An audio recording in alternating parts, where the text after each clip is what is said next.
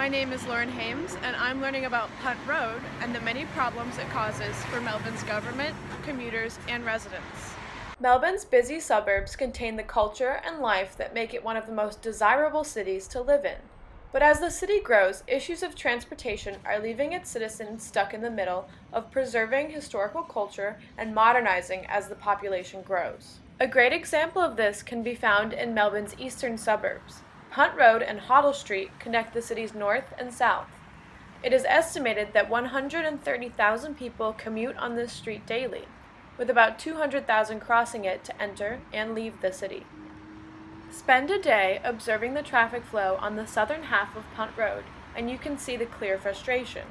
During peak hours, congestion can add hours onto already long commutes. Drivers are in competition with parked cars, buses, bicycles, and motorcycles in close quarters. I spoke with residents about their ideas to improve Punt Road and the Hoddle Street route. I'm Chris, I'm 26 and I'm an electrical engineer. How long does it usually take you to commute? With traffic, it can take anywhere from an hour to an hour and a half. How about without traffic? Without traffic, 45 minutes. Chris Litton lives in Caulfield and commutes every day to Cogburn. He, with thousands of others, would agree that something must be done to alleviate this congestion. The Victorian government recently passed $60 million into a renovation project hoping to alleviate this traffic flow problem. The first implementation will be in the form of continuous turn lanes on 4 of the busiest intersections. The next proposed step is creating tension between the residents of a historic Melbourne neighborhood and the government.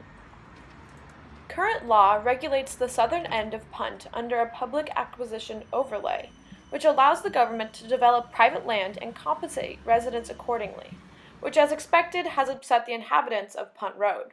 Kate Quinn, a resident of South Yarra, explains her reasoning.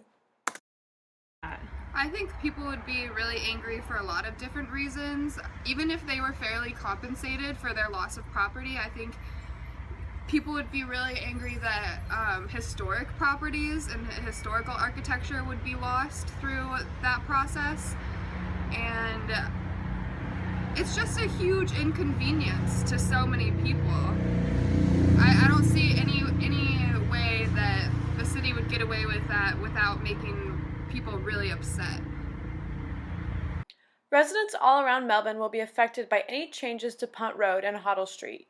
There is no one right answer, and most likely a compromise of sorts will be the best option. Some argue that building a bypass tunnel or a tram line would alleviate traffic. Widening of Punt Road would service those commuting but be expensive to implement as well as costly to the cultural heritage of the southeastern suburbs. Hopefully, with a new election year around the corner, those that come to power will be able to compromise on a solution that helps all stakeholders. I'm Lauren Hames, reporting on Punt Road for Mojo. Thanks for watching.